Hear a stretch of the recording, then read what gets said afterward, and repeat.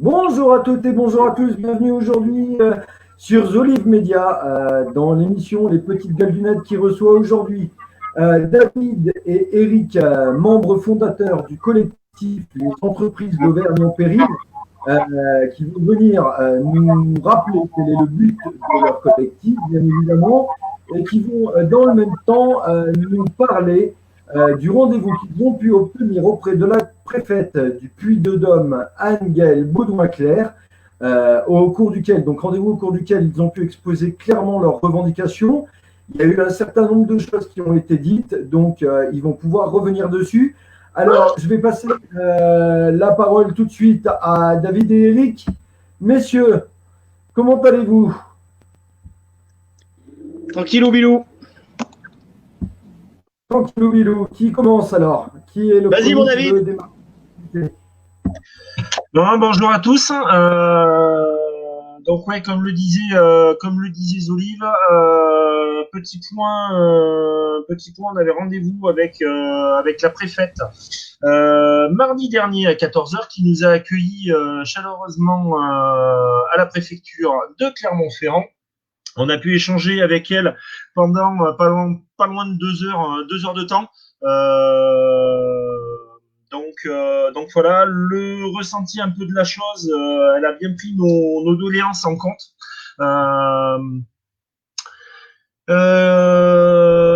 Et que, en gros, il fallait lui faire remonter les dossiers à problème, les petits soucis que les chefs d'entreprise rencontraient actuellement par rapport à la crise, que ça soit sur les aides financières, que ça soit un petit peu sur tout ça. Voilà pour résumer un petit peu la chose très rapidement. Je te laisse la parole, Eric, si tu veux rajouter à ce sujet-là quelque chose toi de ton côté. Donc voilà un petit peu moi mon ressenti de l'instant T, on va dire.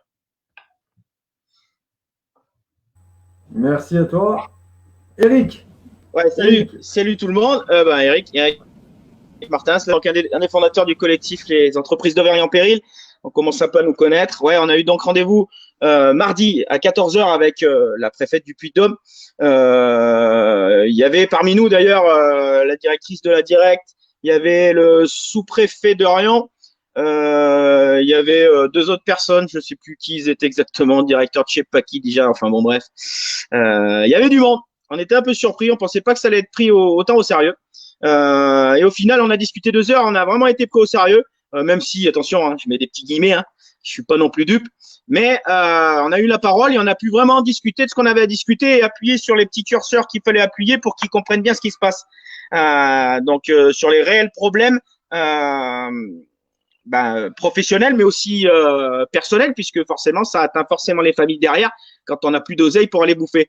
Donc, on lui a bien expliqué les yeux dans les yeux. C'est ce que je voulais faire avec elle, surtout qu'elle me regarde bien et qu'elle voit dans mes yeux la vérité, et que je voulais voir la vérité dans ses yeux. Et parce que moi, si on me mange, je le vois tout de suite. Donc, j'ai bien vu un peu de. C'était assez sincère. Tout le monde a vraiment tenu en compte ce qu'on a dit, c'est sûr et certain. C'est pas pour faire du flanc, pour dire qu'on a réussi ce qu'on devait faire. Non, il y a eu quelque chose qui s'est passé. Donc voilà, comme disait David, première chose qu'elle voulait faire, c'est que tous les gens qui ont eu des problèmes, c'est-à-dire avec l'aide d'État, le PGE ou le chômage partiel, qui n'ont pas réussi à l'avoir, qui ont eu des problèmes pour avoir un de ces trois choses qui ont été mis en place, elle a mis un point d'honneur qu'on lui donne les dossiers et les régler ultra rapidement. Donc ça, c'est une bonne chose déjà pour ceux qui sont en galère, qui ont des problèmes avec ça. Faut nous appeler direct et on lui fait passer le dossier pour qu'elle le règle rapidement. Nous, on a envie d'avoir le maximum de dossiers, déjà pour voir d'une s'il va les régler rapidement, parce que là, ça serait quand même une bonne preuve de sa sincérité et on verrait le résultat de tout ce qui s'est passé. Donc, on a pu discuter. Tout le monde était très intéressé parce qu'on a quand même parlé de choses graves. On a parlé de suicide, de tentatives de suicide de certains qu'on a été relayés. Ça les a bien stoppés quand même. On a eu une bonne grosse minute de silence au milieu. On a mis tout le monde à la ramasse. Il y en avait qui pleuraient dans le machin pour vous dire. Donc, on a vraiment tapé là où il fallait taper. Donc, elle a les dossiers en main. Elle doit remonter ça au plus haut qu'elle peut. Parce que nous, ce qu'on lui a demandé réellement, c'est qu'on lui parle à elle, c'est bien, mais on veut continuer à parler plus haut, on veut monter les échelons. Donc, elle dit, vous faites comme vous pouvez, mais on vous conseille vivement de nous trouver une place là-haut pour qu'on puisse discuter au-dessus de vous. Donc, elle nous a promis de faire le maximum qu'elle pouvait. Après, c'est pas le bon Dieu, on en est bien conscient. Mais on a senti quand même quelque chose qui n'était pas du flanc, quoi. C'était pas du flanc. C'est ça qui était intéressant surtout. Et on a pu vraiment débattre avec toutes les personnes qui étaient là, aussi bien le préfet, le sous-préfet d'Orion que la directrice de la Directe, qui était conscient des problèmes, qui était souvent d'accord avec nous, ce qui m'a fortement surpris parce que, ce qu'on a retranscrit ce jour-là, elle le voit tous les jours au téléphone ou en mail. Elle le traite, donc on était bien sur la même longueur d'onde. Donc c'était plutôt sympathique. Enfin, sympathique, hein, je m'entends. Mais enfin, on s'est senti écouté et on a senti qu'il y avait peut-être quelque chose qui allait se passer. Je dis bien peut-être parce que je fais confiance à personne. C'est pas aujourd'hui que ça va changer, mais il y avait des signes qui étaient vraiment bons. C'est déjà du mieux. Alors, pour rappeler quand même, hein, j'aime bien poser le cadre. Là, on a parlé déjà du rendez-vous. Pour bien poser le cadre, vous êtes patron, respectivement, David et toi. Vous avez créé avec un autre membre un collectif qui s'appelle les entreprises d'Auvergne en péril pour dénoncer, enfin pour informer les gens sur la situation dans laquelle vous êtes, qui est extrêmement grave, hein, n'ayons pas peur des mots, et qui mettent en péril justement la bonne pérennité de vos entreprises respectives avec également la vie de vos salariés qui est en jeu, hein, puisque si vous coulez, les salariés coulent avec vous. Donc, ce dispositif, vous l'avez créé quand déjà, David ou Eric? David, Eric? Alors, le dispositif, on l'a créé, je vais dire de bêtises, mais maintenant, il y a un mois et demi. Avec David en premier et avec Jean-Philippe qui est venu nous rejoindre du bowling de Thiers, ce qui nous a permis d'avoir vraiment 3 corporations différentes pour pouvoir traiter le sujet. Et surtout dans 3 endroits différents. Ça nous fait du Thiers, du Clermont, parce que moi je suis sur la communauté de communes de Clermont-Orsine, et David qui est sur Issoire. Donc ça nous positionnait sur 3 endroits pour pouvoir aller discuter avec les gens. Parce qu'on fait beaucoup de terrain aussi. On ne fait pas que du téléphone et que les guignols sur des vidéos, hein, comme certains veulent le faire croire, qu'on est bon en vidéo, mais qu'on ne nous a jamais vus. Mais c'est des gens qui ne nous connaissent pas. Ça, c'est pas grave. C'était juste un petit message en passant pour tous les trous du cul qui nous en mettent plein la gueule, qui sont pas nombreux, mais ça me permet de leur parler en direct. Mais ceux-là, ils ont mon numéro de téléphone, mais comme par hasard, et mon adresse, je les vois jamais. Mais ça, c'était autre chose. Il y en a toujours. Donc, en tout cas, vous avez créé ce collectif donc, qui s'adresse à des commerçants, des artisans, des TPE, PME. On est bien d'accord? C'est ça, et leurs employés. Et leurs employés. Ensuite, vous avez fait une manifestation, donc, il y a à peu près une quinzaine de jours. En respectant en plus donc les conditions de manifestation, vous étiez au nombre de 10. Vous avez manifesté devant la préfecture de Clermont-Ferrand. On a fait un live. Il y a eu plusieurs lives qui ont été tournés avec France Bleu et France 3 qui s'étaient déplacés également. Et suite à ce rendez-vous, à cette manifestation, pardon, vous avez été ensuite recontacté par la préfète Anne-Gaëlle Baudouin-Clerc qui a dit voilà, j'ai vu ce que vous avez fait.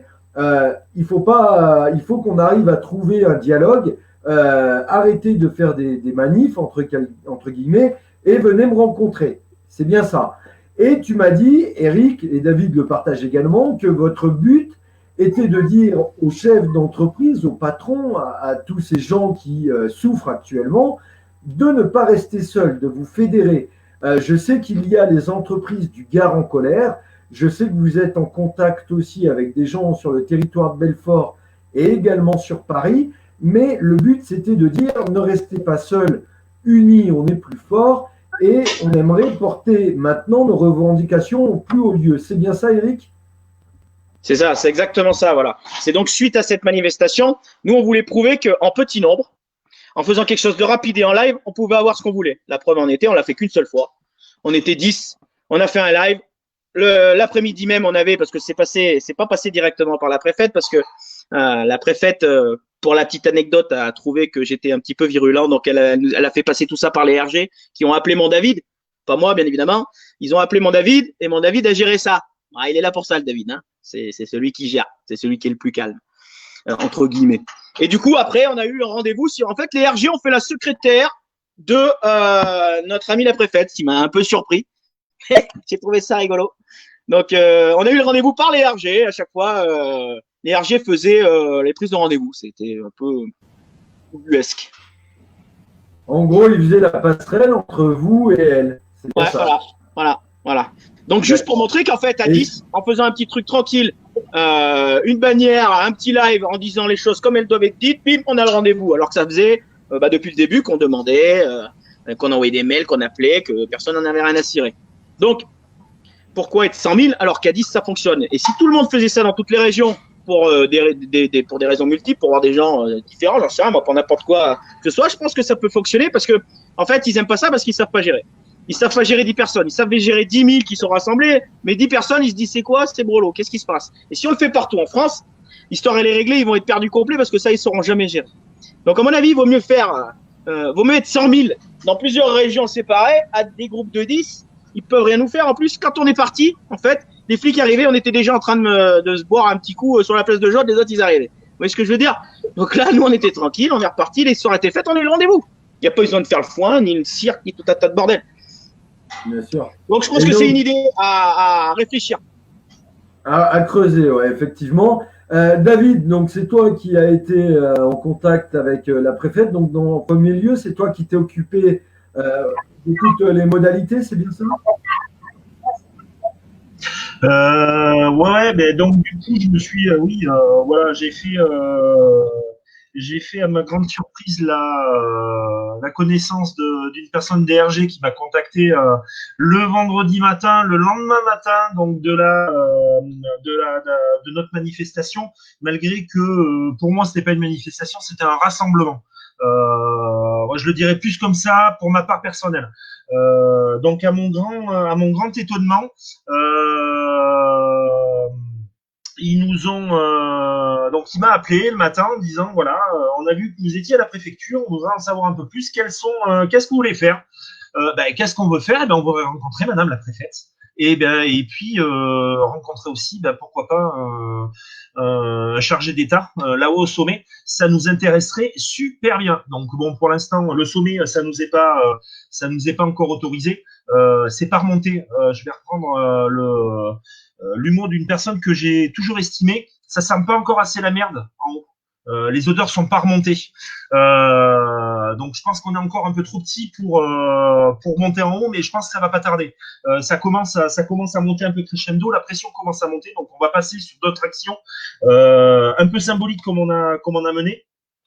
Donc voilà. Pour en revenir par rapport au RG, donc du coup, donc je les ai bien eus au téléphone et qui me demandaient ce qu'on voulait faire. Donc je dis on veut rencontrer Madame la préfète. Donc du coup, le monsieur DRG m'a dit écoutez, il n'y a pas de problème, je me mets en relation avec Madame la préfète, je vois ce que je peux faire. Et dans l'heure approximative qui a suivi, il m'a rappelé en disant voilà, il n'y a pas de problème, elle veut bien vous recevoir. Donnez-nous vos jours de dispo qu'on puisse mettre ça en place. Donc la chose s'est faite, la réunion s'est faite, impeccable. Donc voilà. Petite anecdote, j'ai quand même essayé d'appeler suite à notre réunion la préfète, suite à un petit message d'un de mes confrères qui est traiteur sur Clermont-Ferrand, sur une prestation, parce qu'il avait l'impossibilité d'aller travailler. Donc ça m'a paru un peu quand même bizarre. Les bars-restaurants sont ouverts. J'ai fait un live ce matin. J'ai posé une vidéo sur notre page, un peu à ce sujet-là. Donc il m'a appelé parce que il pouvait pas aller travailler alors que les bars-restaurants sont ouverts. Donc normalement on peut travailler. Il n'y a pas de problème. Il n'y a pas de souci. Il n'y a pas de souci particulier quoi.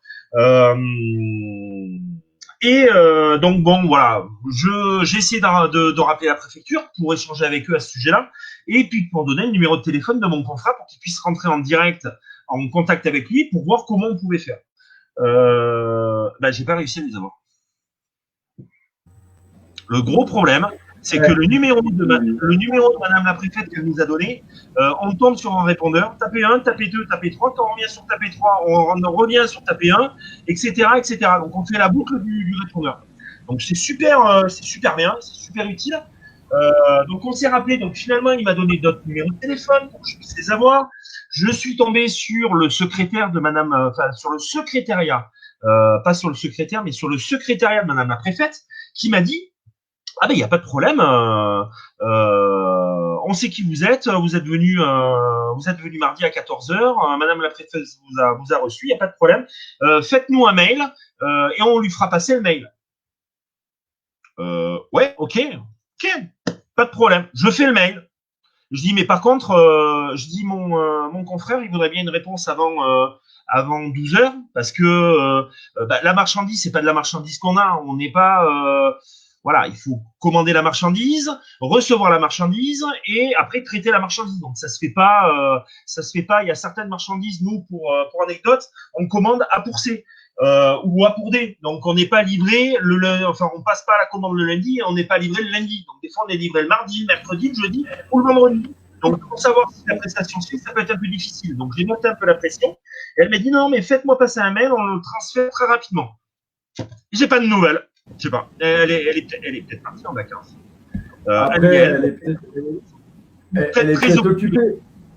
Voilà. Alors, moi, je vais revenir aussi sur le sujet, hein, c'est-à-dire que la dernière fois que je vous ai reçu la première fois, au lendemain de, on va dire, quasiment quelques jours après la naissance de votre collectif. À ce moment-là, on en est que vous savez que la situation va être difficile. Il va y avoir un report de charge et non pas une annulation de charge. Vous avez une porte close des assureurs qui, eux, se déresponsabilisent complètement du déconfinement et vous disent votre perte de chiffre d'affaires, on ne peut pas y faire grand-chose. Et on se retrouve avec des gens qui avaient une faible trésorerie, commençaient vraiment à avoir de gros soucis. Et voilà, donc ça, c'était à ce moment-là, quand je vous interroge, on a perdu Eric qui ne saurait revenir, pas tarder à revenir. À ce moment-là, on en est là, dans les revendications.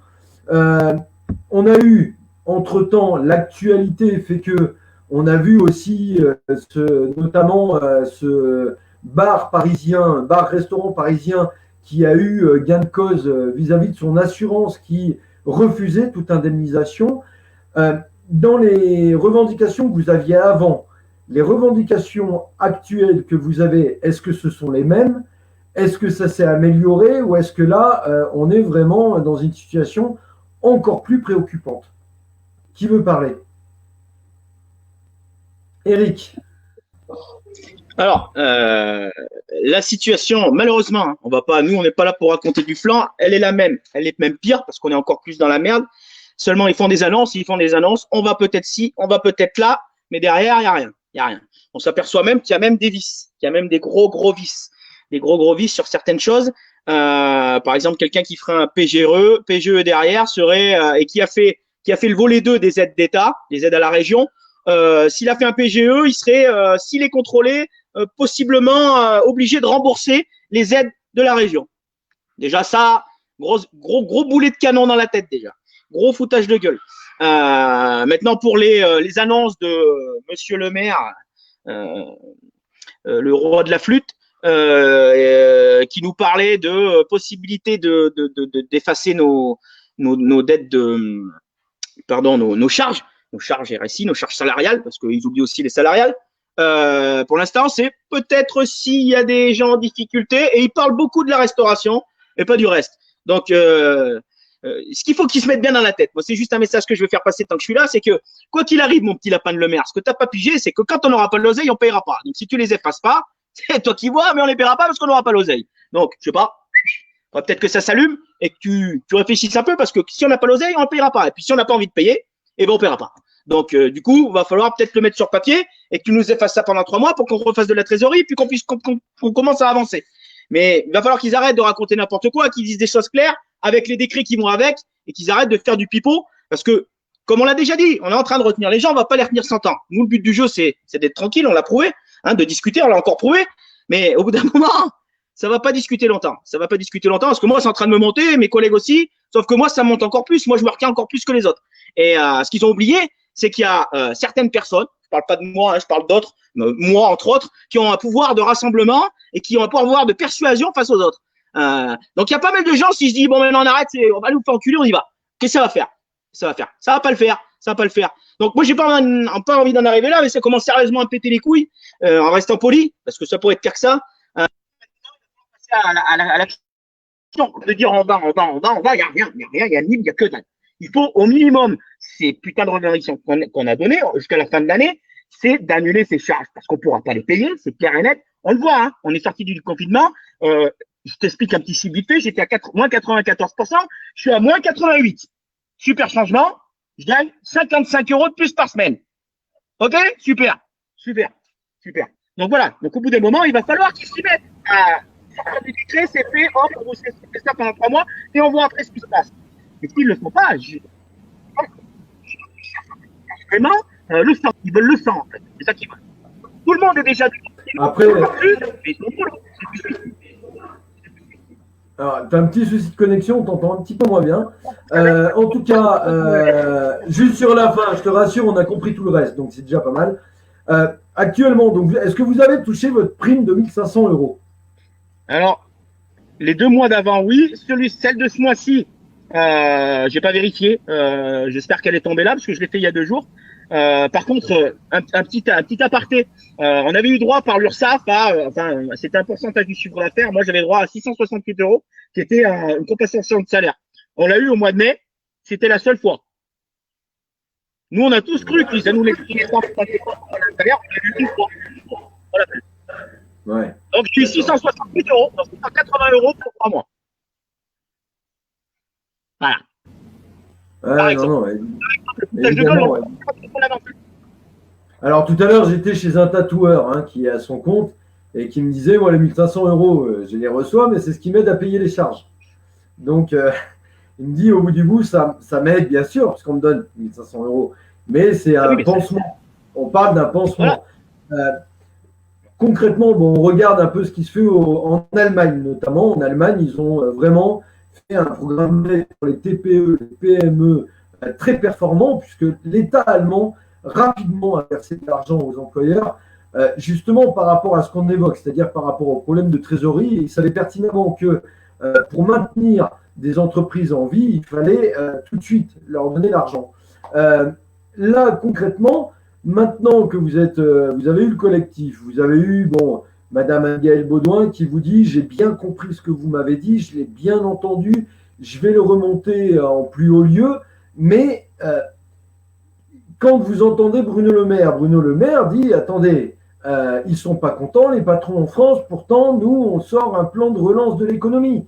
On a déconfiné, on ouvre de nouveau les restaurants, de nouveau les bars, l'activité rebat son plein, on fait des appels vis-à-vis de la population pour qu'ils aillent consommer en masse. Quelque part, il dit, voilà, vous râlez, mais moi, je suis quand même là, je fais des choses pour vous, vous ne pouvez pas me l'enlever. Au même titre que Darmanin ou autre ou quoi ou qu'est-ce. David, comme tu es tout seul, parce que ton petit copain a des problèmes de connexion, qu'est-ce que tu en penses, toi, de ces effets, de ce que dit le ministre, quelque part? Alors moi, c'est clair et net. On se demande un peu ce qu'il nous reste, parce que oui, on a reçu l'état de, comme tu disais, les 1 500 €. Ok, il n'y a pas de problème, mais notre salaire. J'ai un gros problème pour à ce sujet-là, parce que j'arrive pas à nourrir ma femme, j'arrive pas à nourrir mes enfants. Le gros problème, il est là. C'est que oui, on nous aide, il n'y a pas de problème. Le gros souci qu'on a, c'est que je pense qu'ils sont à un moment ou à un autre. On a posé la question à Anne-Gaëlle Baudouin au sujet de mais dites-moi, pendant la crise, qu'est-ce que vous avez perdu? Vous avez perdu un petit peu d'argent sur votre fiche de paye ou pas? Et là, elle nous a répondu, ah ben non, je suis fonctionnaire. Oui, tout à fait, les fonctionnaires ne perdent pas d'argent sur la chose. Je ne suis pas là en train de parler des fonctionnaires, je suis un ancien fonctionnaire. Donc, je n'ai pas à parler de ça là-dessus. Voilà, ça, c'est d'autres discussions, on ne peut pas en venir là. Le gros problème, c'est que M. Darmanin et tous les autres, ils ont perdu combien, eux, en salaire? Le gros problème, il est là. Je voudrais bien savoir, je voudrais bien qu'ils nous disent un petit peu, est-ce qu'ils ont eu des difficultés à faire manger leurs femmes et leurs enfants à la fin du mois? C'est quoi ce bordel? C'est de la connerie, hein. C'est vraiment de la connerie, honnêtement. Non, il faut arrêter. À un moment ou à un autre, il faut arrêter. Alors, je vais laisser la parole à elle, parce que sinon je vais m'emboucaner. Et voilà. Mais non, c'est du foutage de gueule. C'est du foutage de gueule, honnêtement. Voilà. Juste par rapport à ce que tu dis sur Darmanin notamment, Darmanin n'a pas eu de perte de salaire, ça je peux te le confirmer, déjà d'une part. La deuxième chose, c'est que Darmanin dit, finalement, on ne peut pas aider tout le monde parce qu'il y a trop d'aide sociale en France. En gros, il dit que c'est un peu les assistés là, qui font couler le bateau et que si on ne vous aide pas efficacement, il faut aller récupérer de l'argent du côté des aides sociales. Vous, en tant que patron, il y a souvent eu des débats avec des gens qui disent j'aime pas les patrons parce que on a cette image du patron. Dès qu'on est patron, on a réussi, on est un peu au-dessus de tout le monde, ce qui démontre bien que c'est pas forcément le cas ici d'ailleurs. Mais quand il dit il faut taper dans les aides sociales pour relancer l'économie du pays et pour sauver le pays, vous, en tant que patron, vous en pensez quoi? Bah, les aides sociales, elles sont là. On n'est pas là pour faire la part des choses sur les aides sociales. On est tous d'accord. Il y a peut-être des choses à faire, certes, mais voilà, c'est pas le moment du jour. Enfin, bon, pour moi, pour ma part, c'est pas le moment du jour. Il y a des choses autres à faire que ça. Vous voulez remettre de l'argent dans les caisses, il n'y a pas de problème. Laissez-nous travailler, il n'y a pas de problème. On est la vache de l'État, on est la pute de l'État. C'est nous qui apportons de la TVA, c'est nous qui apportons de l'argent, les milliards et les milliards que ça rapporte. Mais là, attendez, je pense qu'ils vont avoir un souci. Hein. Je pense qu'ils vont avoir chaud aux fesses parce que ça fait combien? 3 mois? Allez, 3 mois qu'il n'y a plus de TVA ou pratiquement plus de TVA, malgré qu'on soit obligé de payer la TVA. Pardon, on est obligé de la payer, c'est vrai. Moi, personnellement, je ne l'ai pas payé. Ça a été bloqué, j'ai vu avec ma comptable, j'ai fait bloquer la TVA. On réglera les problèmes plus tard. J'ai pas les moyens de payer la TVA. Il faut que je nourrisse ma famille, il faut que je fasse déjà, que je paye mes salariés. C'est hallucinant. On vit dans un monde à l'envers. J'ai eu ma banquière hier matin pour un exemple qui m'a dit mais attendez, Monsieur Couplon, vous avez payé vos salaires à vos salariés? Bah oui, heureusement que je les ai payés, parce que sinon ils seraient pas là en train de travailler. Et je pourrais pas travailler, je pourrais pas faire correctement. Mais vous n'avez pas le droit de payer vos salaires, les salaires à vos salariés. Ah bon? Ah bah oui, c'est le chômage partiel qui le prend. Mais écoute-moi bien, ma cocotte. Ouais, mais il faut faire l'avance au chômage partiel. Si on ne fait pas l'avance, les salariés ne seront pas payés. C'est le monde à l'envers. On tourne sur le monde à l'envers. Donc voilà. Après, je ne sais pas ce qu'en pense Eric. Je vais laisser parce qu'on est parti un peu sur Darmanin et je sais que Darmanin c'est l'idole d'Eric. Donc je vais lui remettre la parole. Donc voilà, il va expliquer un peu son truc là-dessus, ce qu'il en pense. Mais je pense il faut qu'on reprenne le travail le plus rapidement possible. On n'est pas les avocats du diable. On n'est pas là de dire il faut supprimer les aides sociales, il faut supprimer ci, il faut supprimer ça. Non, c'est pas là. On n'est pas là pour faire ça. C'est pas notre boulot. C'est à eux de prendre leurs responsabilités à un moment ou à un autre. Ça, c'est clair et net. Et comme le souligne un internaute qui regarde le live, hein, qui s'appelle Didier, il le dit très justement, il dit les politiques sont payés par nos impôts. Quand tu payes de la TVA, que tu payes des impôts, tu remplis les caisses de l'État, et c'est notre argent qui paye ce que j'appelle moi souvent les locataires de l'Élysée ou de Matignon, hein, parce qu'ils tournent, hein, c'est comme tout, il y a du turnover, mais ce sont des gens qui sont payés avec ces impôts-là, et je comprends votre raisonnement, en tout cas, quand vous dites qu'est-ce qu'ils ont perdu, eux. On fait beaucoup d'appels à la solidarité nationale aujourd'hui. On a le sentiment, par ailleurs, que ça ne s'applique que d'un côté. C'est ce qui est peut-être un peu problématique. Et là, je vais pouvoir passer la parole à Eric, parce que je pense qu'il piaffe d'impatience. Eric. Ouais, pour revenir là-dessus, l'histoire des aides sociales, qui piochent à droite, ils piochent où ils veulent. On leur donne du pognon. Ils ont un budget à gérer. S'ils ne savent pas le gérer, ils prennent leur cul en poignée, ils dégagent, ils laissent la place à des gens qui sont compétents. C'est pas compliqué. Ça doit être géré comme une entreprise. S'ils sont pas capables, ce qui est le cas, on le voit, ils se cassent, c'est tout. Ils prennent leur clic, leur claque, la femme, les gamins, ils se tirent, ils vont en Nouvelle-Zélande et ils nous pètent pas les burnes. Hein? Parce que nous, quand on a un problème sur notre entreprise, qu'on n'arrive pas à gérer, on coule et on va se faire enculer. D'accord? Donc eux, ils savent pas gérer, ils dégagent, ils vont se faire enculer. C'est tout. Ils sont en train de faire n'importe quoi avec notre pognon et nous dire qu'il n'y en a pas assez. Oh, si tu sais pas calculer, mon petit lapin, et que t'as pas fait assez Polytechnique Elena, eh ben t'avais qu'à faire un SAP. Peut-être que ça t'aurait un peu plus apporté. Point barre. Alors oui, on va revenir à Darmanin, on va revenir à Pénicaud, parce que le foutage de gueule, il vient de tout le monde. De toute façon, maintenant, je vais tous les aligner, je vais le prendre un par un. Parce que la Pénicaud aussi, qui nous dit, prenez soin de vos employés, prenez soin de vos clients, pauvre cruche, va. Tu crois qu'on t'a attendu? Nos entreprises, elles tournent parce qu'on prend pas soin des gens. Ouais, elles nous donnent des conseils. Ils prennent soin des Français, ils prennent soin des entreprises, c'est trop du cul. Mon cul, ils prennent soin de rien du tout. Ils nous jouent du violon. Ils essaient de nous donner des leçons. Ils sont pas capables de gérer un budget. Ils sont pas capables de parler comme il faut. Ils disent n'importe quoi. Ils veulent nous donner des leçons et nous expliquer comment il faut faire. Putain, les gars, venez nous voir. On va vous expliquer comment il faut faire. Nous, on va vous expliquer comment il faut faire. Ils compliquent toujours les choses pour qu'on passe pour des imbéciles et pour dire qu'on ne peut pas comprendre parce qu'on est trop cons. Oh, l'ami, faut arrêter ça maintenant. Faut arrêter parce que, à force de nous prendre pour les cons, par contre, vous savez, ils bossent avec leurs mains depuis longtemps. Ils ont la puissance là-dedans. Quand tu l'auras pris dans la tronche 3-4 fois, tu vas comprendre si tu comprends pas autrement. Je suis désolé d'être un pied volant, mais on est obligé de monter d'un cran maintenant. Ils commencent à nous péter les couilles. Ils n'arrivent pas à comprendre. Moi, je les attends. Je les attends. C'est bon. Ils nous font chier. Il y a quelque chose d'important. Bon, après ta colère, moi je la partage. T'es patron, on est patron, une entreprise, en plus c'est son bébé. On met tout dedans. On met ses vies personnelles, on met son temps, on met sa vie de famille parfois de côté pour faire vivre son entreprise, payer des salariés. Donc la colère que tu as, hein, qui est une colère froide, je la comprends complètement. Maintenant, concrètement, j'ai perdu un petit peu le fil de ma question justement, mais par rapport aux aides donc, que vous recevez, c'est une chose. Ce qu'il faut bien que les gens intègrent, c'est qu'il y a aussi les fournisseurs, il y a un impact. Pourquoi? J'étais tout à l'heure avec un tatoueur qui nous expliquait qu'une boîte de 50 masques, il l'achetait 9 € avant le Covid et qu'aujourd'hui, il la paye quasiment 38 €. On parle aussi des matières premières. Parce que vous, quand vous établissez des devis, vous faites ça par rapport à vos fournisseurs et les prix qui sont négociés.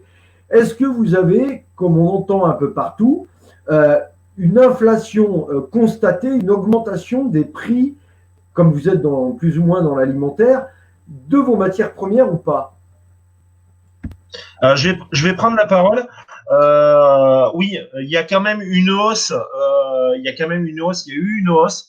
Alors, sur l'alimentation générale, pas spécialement, sur tout ce qui est alimentaire, pas spécialement. Il n'y a pas eu plus que ça. Il y a eu une hausse en début de crise parce que on est revenu un peu sur un système français et à mon grand espoir, heureusement qu'on n'y revient.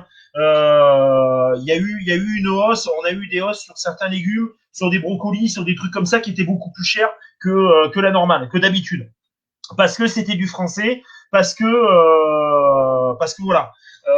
Par contre, sur tout ce qui est aujourd'hui matériel de désinfection, gants, les gants, c'est même pas la peine. Les gants, comment dire? Les gants, ça fait 3 mois et demi que j'ai commandé une quinzaine de boîtes de gants. Et j'ai toujours pas reçu. Il n'y a pas de gants plastiques. Voilà, il n'y a pas de gants plastiques. Le prix, oui, a augmenté. Les gels hydroalcooliques ont augmenté. Ça, c'est clair et net. Ça n'a pas triplé, mais ça a pris. Ça a bien été multiplié par 2, on va dire. Donc voilà. Voilà un petit peu. Je sais pas ce qu'en pense Eric. J'ai vu qu'il montait une petite affiche. J'ai pas vu l'affiche qu'il montrait. Donc je te laisse la parole, Eric. Il a montré une petite affiche où il mettait à qui, remontre-la, hein, à qui ça profite. Point d'interrogation, foutage de gueule, à qui ça profite. Oui. Voilà, on le sait à qui ça profite. Tu sais qu'à monter des petites usines, là, hop, tiens, on va faire des gants, on va faire des masques. À qui elles appartiennent, ces usines? À qui elles appartiennent? Allez fouiller un petit peu, sortez un petit peu des écrans de BFM TV, allez voir à qui ça profite. Toujours au même. Ils savaient très bien ce qu'allait se passer, il y a eu un petit manque, hop, ils ont tous monté des petits trucs, là, les petits copains, à Macronette et tout le team. Et ils nous enculent en plus par derrière. C'est un ensemble d'enculades. Moi, j'arrive pas à y supporter. Pourquoi j'arrive pas à y supporter? Parce que je suis conscient de tout. Je suis conscient de tout depuis que je suis tout petit, de l'enculade, tu vois. Depuis tout petit. Donc là, tu vois, c'est en train de me montrer au sifflet et je vais vivre jusqu'à 250 ans s'il faut pour les voir crever. Parce que je vais les voir tomber. Ils vont tous tomber. Donc je vais vivre très très longtemps pour les voir. Et je pense que ça va pas tarder là. Ça va pas tarder. On est dans la bonne ligne. Parce que c'est une accumulation de choses. Ils nous prennent tellement pour des abrutis que comment ça peut être supportable? C'est pas possible. C'est un enchaînement de conneries sur conneries, d'enculades sur enculades. C'est énormissime. Et je vais pas faire toute la liste là, parce que là on a 4 heures de vidéo, les gars. Parce que moi j'en ai plein de sifflets là. J'en ai plein de sifflets. Je pourrais écrire un livre. Voilà. Maintenant, si les gens ouvrent pas les yeux, moi je ferai rien. Je ferai rien pour eux. Après, donc, justement, par rapport à ce que je disais tout à l'heure, nous, on est, vous êtes un collectif auvergnat. Ouais. Vous avez des échanges actuellement avec d'autres collectifs d'entreprises parce qu'il y a deux questions. Et d'une, c'est quelle relation vous avez avec d'autres collectifs? Par exemple, il y a un internaute, Marcel, qui dit est-ce que le 16, vous savez? Après, je ne sais pas de quoi il parle, pour ma part en tout cas. Et la deuxième chose, c'est donc, est-ce que vous avez des contacts et est-ce qu'il y a des gens vraiment là qui, dans votre collectif, ont eu des histoires un peu dramatiques, c'est-à-dire qui ont mis la clé sous la porte, il peut y avoir des drames humains, malheureusement, hein, on ne va pas se mentir. Moi, dans ma modeste commune, il y a déjà une pizzeria qui tournait plein pot, qui a été en dépôt de bilan parce que pour lui, ça a été une catastrophe. Il a aussi perdu pas mal de clients qui ont peur parce que quand on fait des pizzas, forcément, on manutentionne. Hein, et il y a encore des gens qui ont la psychose du Covid. C'est pas encore terminé. On nous fait croire que c'est terminé, mais c'est pas encore vrai. Donc moi, je voudrais votre sentiment à tous les deux. Voilà, donc qui veut attaquer, dites-moi. David? Allez, David. Après Eric. Pour l'instant, oui, il y en a qui ont mis la clé sous la porte. Moi j'ai eu des faits sur du côté d'Aurillac où il y a des fleuristes qui ont fermé parce qu'ils pouvaient plus payer les loyers et que c'était fini, que c'est terminé. Après, c'est vrai que c'est là je m'adresse un peu à tout le monde. Je fais un peu un hors-ligne par rapport à ce que tu demandais. Je sors un peu du contexte. Je pense que ce qu'on est en train de faire, ce que fait Eric, ce que moi je fais, nous on n'est pas comme toi, Olive. C'est pas toi, ça fait un bout de temps que tu le fais, tu maîtrises l'outil. Nous, de se mettre devant un écran ou de parler devant le public, c'est pas notre boulot. Nous exprimer, c'est pas facile. Donc là où je veux en venir, c'est de parler d'une situation de détresse. C'est pas facile d'en expliquer les cas, de dire ce qui se passe, c'est pas évident. On le conçoit, mais à un moment ou un autre, il faut sortir de nos retranchements. Putain, merde, si on le fait pas, merde par rapport à ce que pensent les autres. Moi, honnêtement, moi ici, j'en ai plus rien à foutre. Voilà. S'il y a quelqu'un qui me critique, honnêtement, il n'y a pas de problème. Hein. Il y a nos numéros de téléphone. On a mis nos numéros de téléphone sur Facebook, mais il n'y a pas de problème. Allez-y, les gars. Il y a pas de souci. Hein. Allez-y, vous me passez un coup de téléphone, on s'explique.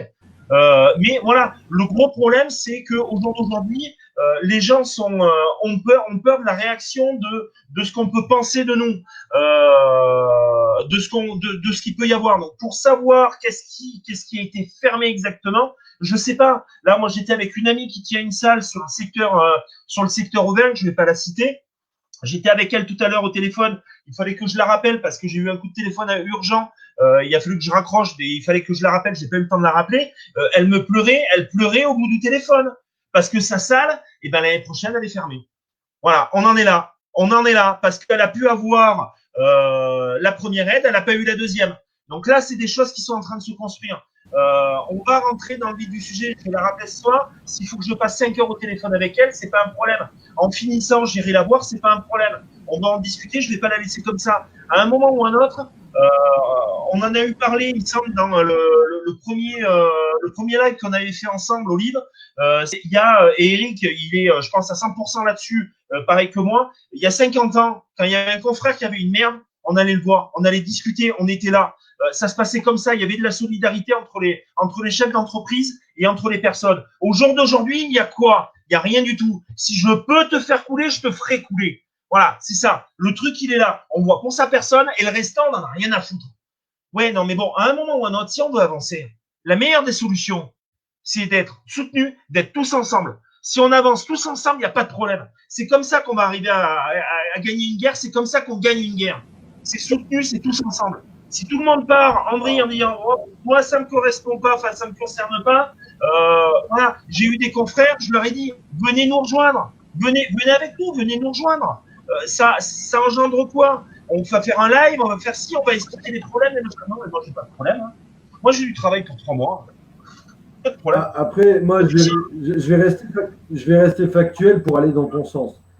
Il faut bien comprendre. il y a eu les chiffres de la croissance au premier trimestre 2020 qui viennent de sortir. Ils sont publiés sur le site du Parlement européen, vous pouvez les consulter sur Internet. Ce qu'il faut bien comprendre, c'est que la France est le dernier pays en termes de croissance. On accuse une baisse de croissance sur le premier trimestre de moins 5,8%. C'est énorme. On est derrière l'Italie, on est derrière l'Allemagne, on est derrière l'Espagne, on est derrière tout le monde. Et c'est la France qui tire la zone euro par le bas. Pourquoi on en arrive à des tels chiffres de décroissance? Tout simplement parce qu'il n'y a pas eu d'anticipation de fait. Le confinement a été très brutal et très rapide pour tout le monde.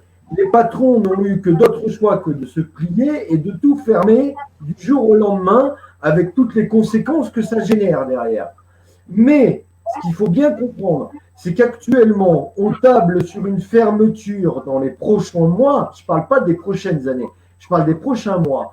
On parle dans les prochains mois de 30% d'entreprises qui vont mettre la clé sous la porte. Quand une entreprise ferme, elle met des salariés avec elle. Donc, qu'est-ce qui va se passer? Vous allez avoir des gens qui vont se retrouver de plus en plus dans des difficultés financières. Vous ne pouvez pas demander aux gens de consommer si, un, ils ont peur de l'avenir, deux, s'ils n'ont plus d'argent. Et donc, les gens qui aujourd'hui pensent s'en sortir, il y a encore des secteurs qui arrivent à s'en sortir. Ce qui est vrai aujourd'hui ne sera peut-être pas demain. Mais ça, c'est du factuel. Je ne suis pas en train de faire de la propagande. Je prends des chiffres et des données existantes. Donc, ça me permet aussi de rebondir par rapport à ce que tu es en train de dire. Maintenant, là, il y a quelqu'un tout à l'heure qui disait, je vais m'adresser à Eric, il y a le collectif des entrepreneurs et des salariés en difficulté. Donc, ce collectif-là, c'est le collectif du territoire de Belfort, si je ne dis pas de bêtises, qui avait proposé, en fait, d'aller faire une manifestation nationale à Paris. Et donc, pourquoi, moi c'est ma question, pourquoi ne pas regrouper tous ces collectifs-là en une seule et même entité, collectif des entreprises en colère ou collectif des entrepreneurs et salariés, pour pouvoir justement revendiquer sous une seule et même bannière et demander justement à ce moment-là de pouvoir aller revendiquer ou rencontrer des gens plus hauts. Qu'est-ce que tu as à dire là-dessus, Eric? Alors oui, ça c'est une évidence, c'est ce qu'on essaie de faire, mais c'est pas si évident que ça en a l'air. Même si on rassemble et qu'on discute beaucoup entre le collectif de Belfort, avec ceux du Gard, avec ceux de la Loire, avec ceux de Paris, on discute, mais ça se fait pas comme ça. Par contre, on a trouvé une petite alternative parce qu'il y a un petit groupe, on va dire pas un petit groupe, qui ont créé une sorte de plateforme sur Facebook. Ils ont créé une page. Et ils n'ont pas créé un groupe, ils ont créé une plateforme pour qu'on puisse tous venir se rassembler qui s'appelle les Convergents. Et je trouve que l'idée est pas mal du tout. J'étais un peu réticent au début, mais ils m'avaient contacté juste avant de démarrer parce qu'ils avaient vu mes vidéos, ils m'avaient contacté voir ce que j'en pensais, machin. J'aurais dit, écoutez, moi, je n'ai pas d'avis tant que je vois pas, je suis pas un expert, lancez votre truc et on va suivre et on va voir, quoi. Et là, je suis en train de suivre petit à petit ce qu'ils font et je pense que la solution est bonne de créer une plateforme où tous les groupes peuvent se rassembler et discuter ensemble. C'est beaucoup plus facile que chacun essaie d'appeler tout le monde pour faire des visios ou des trucs ou des ci et de là. Et je pense que ce mouvement-là, enfin ce mouvement, c'est pas un mouvement, cet outil peut nous aider vraiment beaucoup à arriver à se rassembler, à mettre des idées en place, surtout avec des idées claires et trouver la bonne solution. C'est-à-dire converger, se rassembler pour trouver la bonne solution pour lutter en nombre. Et la plateforme qu'ils ont créée en utilisant Facebook, la page, je trouve que c'est une bonne idée. Une bonne idée parce que je pense que ça va pouvoir permettre de discuter plus facilement en ayant des rendez-vous pour tout le monde, plutôt que chacun essayer de choper tout le monde, parce que c'est un casse-tête chinois, hein, des fois. Lui, il n'est pas dispo là, lui, il n'est pas dispo ci, pas dispo là. C'est hyper compliqué. Donc, cette plateforme des Convergents, je tenais à les féliciter parce que c'était pas mal. En plus, il y a quelques pointures connus là-dedans qui font du bon boulot, je trouve, enfin, pour ma part en tout cas. Et je pense qu'il y a moyen de fédérer en utilisant cette plateforme pour aller discuter et donner tous notre avis et que derrière, on en trouve un en commun qui puisse nous rassembler pour que là, on ait une défense avec le nombre. Et je pense que là-dessus, ils ont raison. Est-ce que cette plateforme dont tu parles, elle s'adresse uniquement à l'entrepreneuriat ou est-ce que ça va au-delà? À tout le monde, elle s'adresse à tout le monde. On ne parle pas de sauver des entreprises, on parle de sauver et de dégager d'un système en fait. Ça concerne tout le monde. Tous les métiers, employés, artisans, commerçants, ça concerne tout le monde. C'est pour ça qu'en plus, c'est beaucoup plus fédérateur parce que on va, je pense, pouvoir rassembler beaucoup plus de monde beaucoup plus vite et surtout rassembler des idées et trouver l'idée de génie qui va nous permettre de faire basculer parce que on n'est pas si loin de ça, de faire basculer. On n'est pas si loin de ça. Après, on ressort quand même, si je peux me permettre, de 2 ans de crise de gilets jaunes, qui déjà tenait le même discours que tu es en train de présenter. On connaît tous la suite. Moi, dans ma question tout à l'heure, c'était surtout, malheureusement, qu'on le veuille ou non, les syndicats ont été constitués comme ça d'ailleurs. On parle de confédération, c'est-à-dire d'un côté les patrons, d'un autre côté les salariés, etc. Là, on est sur le thème social. Les convergents, pour moi, ça me rappelle un peu les gilets jaunes qui, du jour au lendemain, disent il faut s'unir, il faut trouver quelqu'un, il faut un porte-parole. Bon, on sait malheureusement comment ça a mené. Moi, je te parlais plus des collectifs nombreux d'entrepreneurs qui se sont montés. Pourquoi vraiment dans ce thème bien précis, pourquoi ne pas vous regrouper sous une seule et même bannière? C'est surtout ça que je voulais dire, moi, Eric. Ok, d'accord. Tu voulais vraiment rester sur le problème des entreprises. Autant pour moi. Moi, je pense qu'il faudrait quand même être sur ce principe-là. Le même, mais peut-être plus spécialisé. Même si je pense qu'en se rassemblant tous pour la même chose, que ça soit employé ou pas, ou pour d'autres raisons ou pas, on arrivera au même but, parce que le but, il est le même. C'est de les dégager pour virer le système pour arriver à nos fins.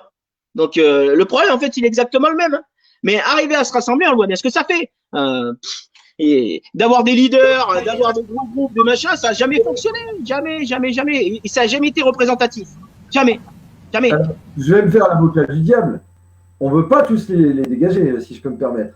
Le MEDEF, c'est des patrons comme vous, ils sont tout à fait satisfaits du traitement du gouvernement. Donc, il faut faire attention. Dire que l'ensemble du pays veut les dégager, si c'était le cas, on serait déjà tous dans la rue, on aurait pris l'Élysée. Moi, ce que je constate, parce que je suis quelqu'un de très factuel, on est un pays de 67 millions d'habitants. Excusez-moi, dans les rues, si on a 2 millions, et encore, je suis gentil, vraiment les grands soirs, tu as plus de monde pour une Coupe du Monde que pour aller manifester dans la rue. Bon, là, on a vu l'affaire George Floyd qui a fait bouger les choses par rapport à l'affaire Adama Traoré, en sachant que Adama Traoré, c'est pas d'aujourd'hui, et qu'il a fallu qu'il arrive quelque chose aux États-Unis pour faire bouger les gens en France. Parce que ça, c'est du factuel. Maintenant, moi, c'est ça. Si vous voulez, quand je parle de factualité, c'est important. Pourquoi? Parce que quand tout à l'heure, je parlais de la décroissance, c'est un facteur économique. Dire on est tous d'accord, non, c'est pas vrai. Il y a des gens qui sont marcheurs, il y a des gens qui adhèrent à la gestion actuelle de notre pays, et il n'y aura pas, malheureusement, si on avait voulu faire avancer les choses, à mon avis, il aurait fallu un porte-parole. On n'en a jamais trouvé. L'histoire a fait que les Gilets jaunes, pour l'instant, ils vont peut-être renaître, hein, mais ils sont morts de leur belle mort. Maintenant, moi, ma question, elle est simple. C'est comment faire demain pour assurer la pérennité de nos entreprises et des emplois? Comment on peut faire par rapport à la situation actuelle? Est-ce que vous avez des choses à proposer au gouvernement, justement très factuelles, pour leur dire, voilà, vous n'avez pas les solutions, nous, on les a, on vous propose ça. Si demain, tu étais ministre de l'économie, ou même David, qu'est-ce que vous proposeriez? C'est ça qui pourrait être intéressant. David, tu veux peut-être causer un peu? Alors David, ministre de l'économie. Ministre de l'économie, j'en sais rien. Moi, je me vois pas ministre. Honnêtement, je la laisse aux personnes qui veulent la prendre. Parce que pour moi personnellement, c'est une grave merde. Non, je pense qu'il faut, j'en sais rien. Je sais pas.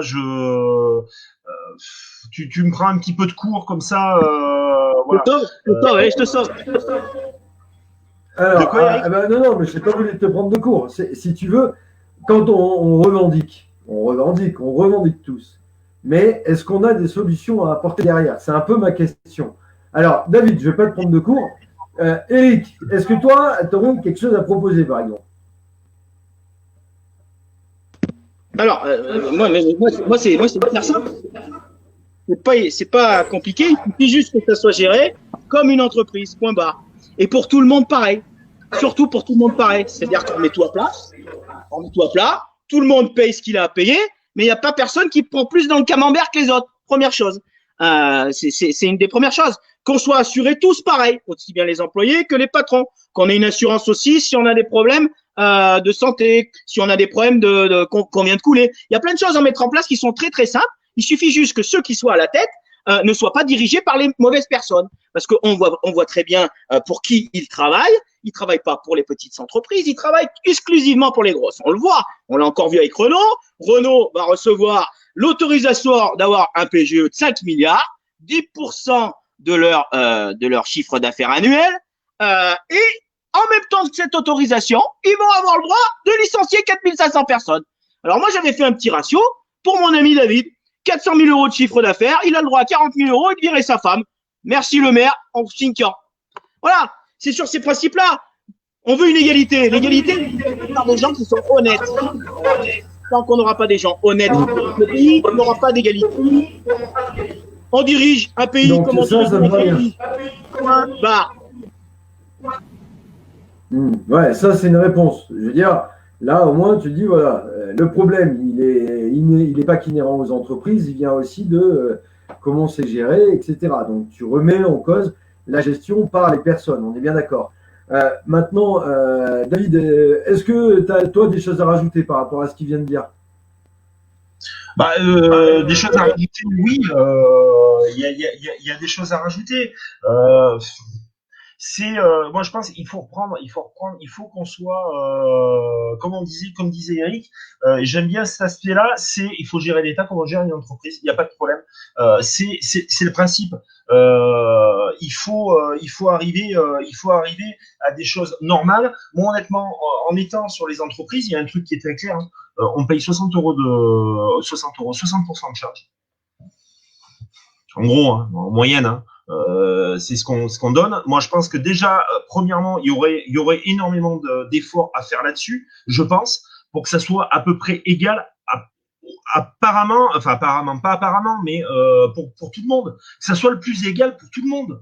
À un moment ou un autre, que l'État prenne des taxes, ok, il en faut, il n'y a pas de problème, mais il faut pas nous assommer de taxes, quoi. On l'entend tous les 4 matins. Là, on va payer la taxe Covid dans quelques temps. Non, il faut arrêter les conneries, quoi. Il faut arrêter les conneries. Moi, je pense que déjà, il faudrait nous sécuriser, parce qu'au jour d'aujourd'hui, on n'est pas sécurisé. Ça, c'est clair et net.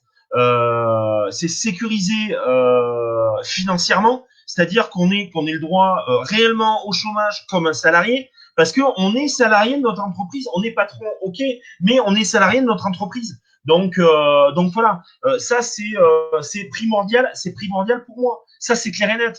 On coule la boîte, qu'on puisse être sûr d'avoir du chômage pour pouvoir retrouver du travail derrière. C'est fait partiellement, on ne sait pas où on sent les textes de loi. Ça va peut-être être voté un jour, pas un autre, on ne sait pas. On est dans le flou plus complet. Il y a plein de choses à faire. Il faut. Alors quand je disais, c'est pas que j'ai pas des opinions, j'en ai dessus. Mais comme ça à chaud, c'est difficile. Moi, je pense qu'il faut y plancher correctement dessus, et il y aurait plein de choses, à faire. Il y a pas de souci, quoi. Il y a pas de souci. Ouais. Alors c'est important aussi, donc pour bien que les gens comprennent. Et Eric l'a souligné très justement. Il y a des crises dans l'automobile, l'aéronautique, dans l'hôtellerie, le tourisme, etc. Quand on donne 5 milliards d'euros à Renault, ou quand on donne 7 milliards à Air France, effectivement, on n'a pas de contrepartie qu'il va y avoir une sauvegarde de l'emploi. D'ailleurs, la preuve en est, c'est qu'on licencie. Ce qu'il faut bien comprendre, c'est qu'on vit aujourd'hui aussi, et ça, je trouve qu'on ne souligne pas assez, c'est la résultante d'une loi qui s'appelle la loi El Khomri, qui a été votée en 2016, qui est la loi travail, dont à ce moment-là, Emmanuel Macron est l'insufflateur de cette loi, il est au ministre de l'économie, qui sous-entend que sous prétexte de crise, entre guillemets, qui peut arriver, on a le droit de licencier ou de fermer une société en France, même si les résultats sont positifs, même si on a du bénéfice, même si on a des carnets de commandes, On a vu récemment dans la région le cas pour Luxfer, mais pas seulement. Donc, ça, c'est important de rappeler. La loi El Khomri aujourd'hui permet de dire je ferme, quand je suis gros actionnaire, je ferme une entreprise en France et je vais la délocaliser ailleurs parce que je sens que ça va être la crise dans 20 ans, ou je licencie tant de personnes parce que je sais que dans 10 ans, j'aurai plus les reins assez solides pour pouvoir garder tout le monde. C'est-à-dire que on prévoit qu'il va y avoir une catastrophe pour justifier les licenciements. Ça, c'est une plante. Il faut bien en être conscient aussi, je pense. Donc, comme l'a dit Eric lui dit que finalement, c'est un peu le système qui n'est pas égalitaire. On demande beaucoup à une frange de la population de mettre la main à la poche, les épargnants, les assister désormais, puisqu'on leur dit écrasez-vous un peu sur les aides sociales, il y en a trop. On demande de l'argent partout, mais les gros, on leur donne toujours du crédit d'impôt, on leur permet d'aller mettre de l'argent en dehors de France pour ne pas payer d'impôts. Est-ce que ça, c'est pas révoltant? Et est-ce que ça, à l'heure d'aujourd'hui, l'ISF, etc., dans la crise dans laquelle on est, c'est encore entendable pour des gens comme vous?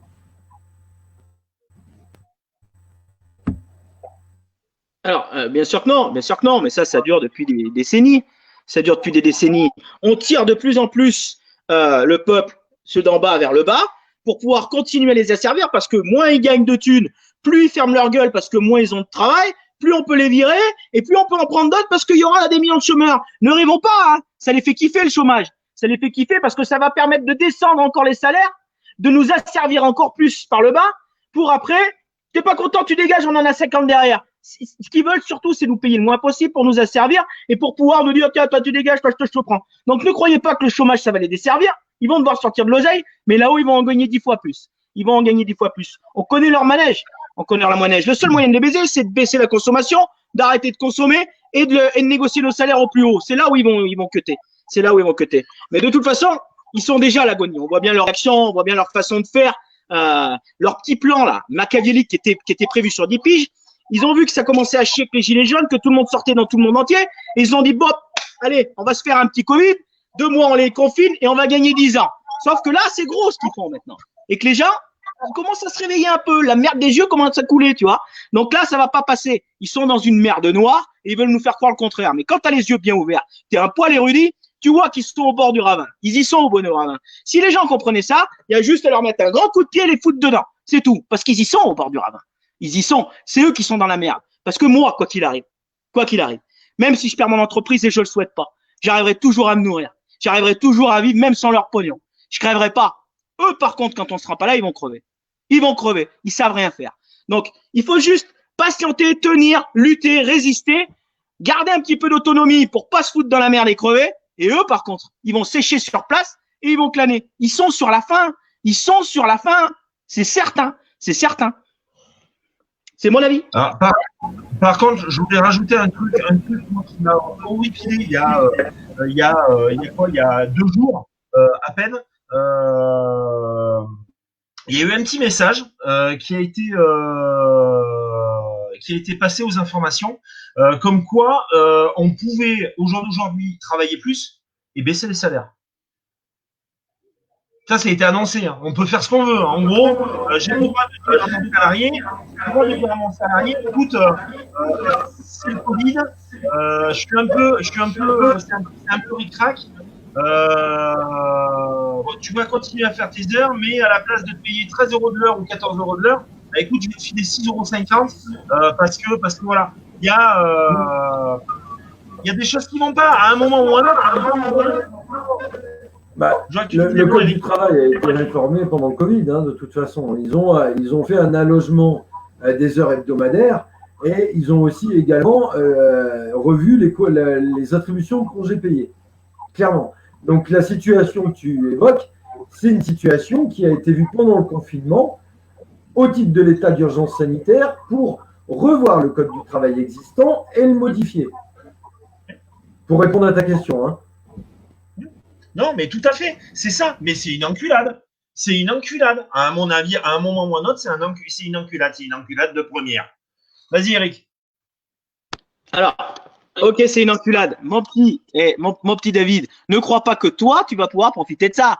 toi, tu vas te le mettre dans le cul et bien profond. Par contre, tous les gros de là-haut, là, qui dirigent les multinationales, les Auchan et mes couilles, eux, tu vas voir, mon gars. Et moi, je me frotte les mains. Je le souhaite pas aux gens. Mais c'est ce qu'ils vont faire. Ils vont serrer la vis. Et nous, ça va nous servir. Parce que les gens, ils vont se retrouver à bosser comme des cons, à plus avoir de RTT, les jours de repos quand ils veulent, allonger les 35 heures sur 7-7. Ils vont faire tout ce qu'on leur dit et ils vont péter les plombs. Ça va nous servir. Laisse-les faire leur petite manip de commerce. Laisse-les faire. Ça va nous servir. Ça va nous servir. Alors, pour l'instant, juste, bon, après, on va pas tarder à finir parce que j'essaie de faire des formats toujours plus courts maintenant. En tout cas, une chose est sûre, c'est que les milliardaires n'ont pas connu la crise pendant le Covid. Au contraire, ils se sont même, pour la plupart, enrichis. Pourquoi? Parce que beaucoup jouent en bourse. Donc, l'action, les cours ont chuté pendant le confinement. Ils ont racheté à gaver d'actions qui se sont remis à grimper pendant le déconfinement. Donc, quand vous connaissez un peu le principe de la bourse, ce sont des gens qui, globalement, ont fait d'importants chiffres d'affaires. La grande distribution n'a pas été touchée non plus par le Covid. Par contre, les salariés de ces grandes distributions à qui on avait fait des belles promesses, je peux vous le dire de manière certaine, n'ont pas tous touché des primes, alors qu'il était entendu justement qu'ils devaient en toucher. Ça, il faut bien le savoir. Maintenant, la tactique aujourd'hui française, sous couvert d'une tactique européenne, elle est que les banques centrales produisent des billets et qu'on injecte de l'argent dans l'économie pour sauver l'économie. C'est ce qu'on avait déjà fait en 2008 quand on avait voulu sauver les banques. Le problème de tout ça, c'est que quand vous injectez de l'argent dans l'économie, vous alourdissez la dette. Et on nous dit déjà, même avant le Covid, que la dette, il fallait la réduire. Là, on va l'augmenter. Donc, on va rentrer dans une période d'austérité, de récession. Ajoutez à ça l'inflation, c'est-à-dire l'augmentation des prix, parce que ça va arriver fatalement, il ne faut pas se voiler la face. Et là, vous arrivez dans une situation sociale où le cocktail, il est complètement explosif. Là où moi, ma question, elle est un peu similaire à celle d'Eric et David. C'est comment se fait-il qu'en France, on aide les gros et qu'ils ne soient pas impactés, et que la masse des entreprises qui font vivre ce pays aujourd'hui, dans tous les témoignages qu'on peut récolter, en tout cas je parle pour ma paroisse, parce que je parle beaucoup à des patrons aujourd'hui, on a vraiment ce sentiment qu'ils se sont abandonnés. Il n'y a pas eu de communication efficace qui a été adressée à ces patrons, ils peuvent en parler mieux que moi. Par contre, s'ils sont en retard dans les règlements, que ce soit l'URSSAF ou tout ce qui s'ensuit, alors là, il y a moins comment dirais-je, il y a moins d'empathie.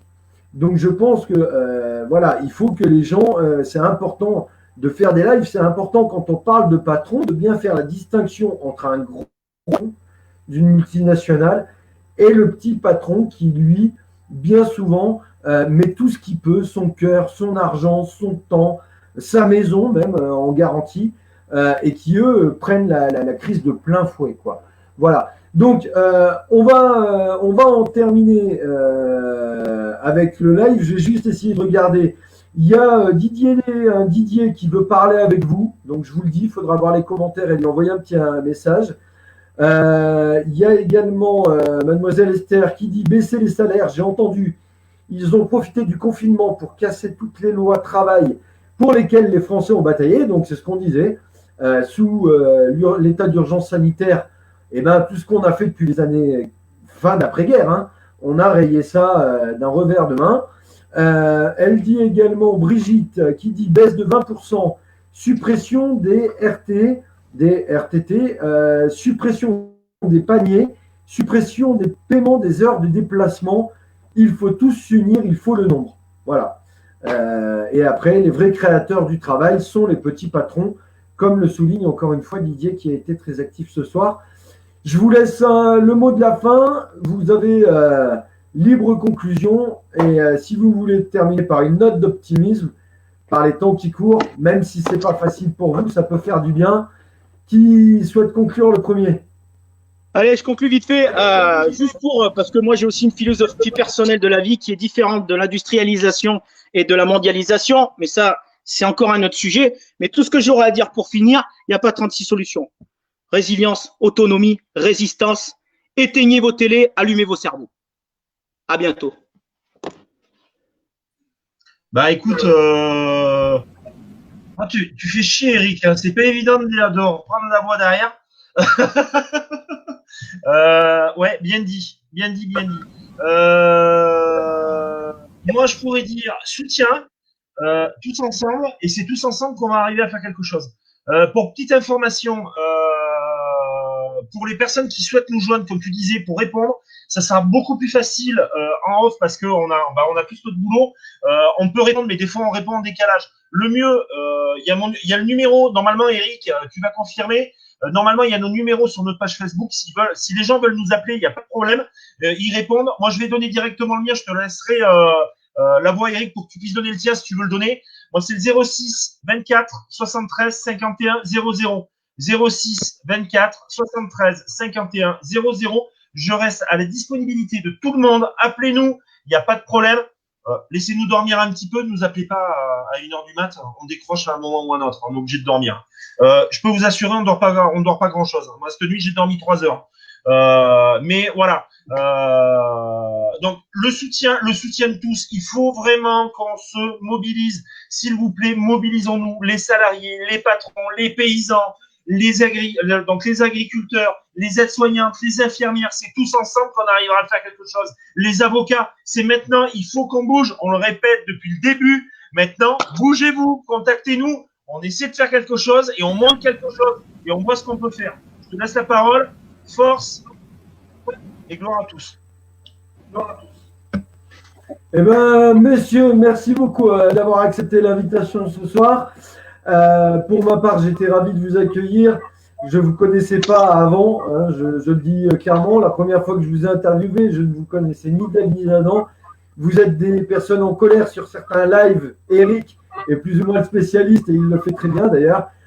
Mais dans la vraie vie, en dehors des écrans, c'est des personnes charmantes, vraiment qui se battent pas seulement pour eux, mais vraiment aussi pour leurs salariés. Je veux vraiment que vous en soyez conscients, qui mettent du cœur à l'ouvrage à payer leurs fournisseurs, à payer leurs charges, à payer leurs impôts et qui ne demandent que d'être écoutés avec dignité et qu'on laisse vivre les gens dans des conditions décentes.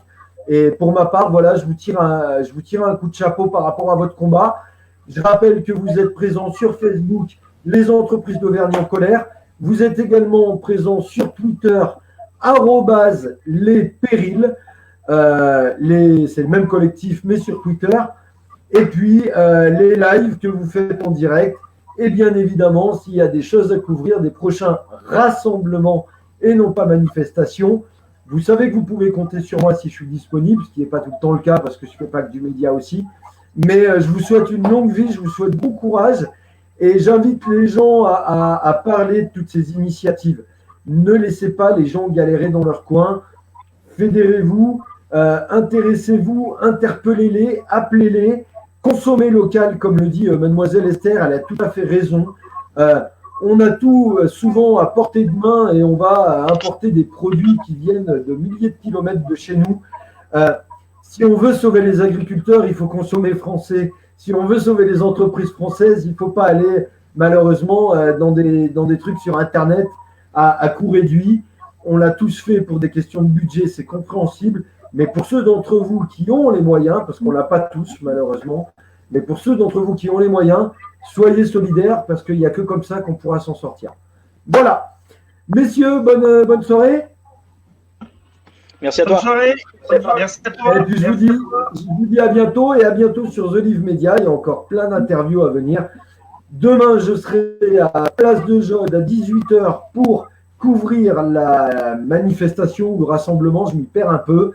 En hommage à George Floyd, cet Afro-Américain qui est à l'origine des émeutes qui ont démarré aux États-Unis, pour faire le point sur toutes les victimes d'erreurs judiciaires ou les victimes de violences policières. Donc je serai demain Place de Jaude pour interviewer les gens et vous faire participer, pour ceux qui ne peuvent pas y aller, au rassemblement. Voilà, très bonne soirée à vous toutes. Merci à tous d'avoir suivi ce live et je vous dis à très bientôt. Ciao, à bientôt. Ciao, merci. Ciao, bye à tous. Ciao. Merci.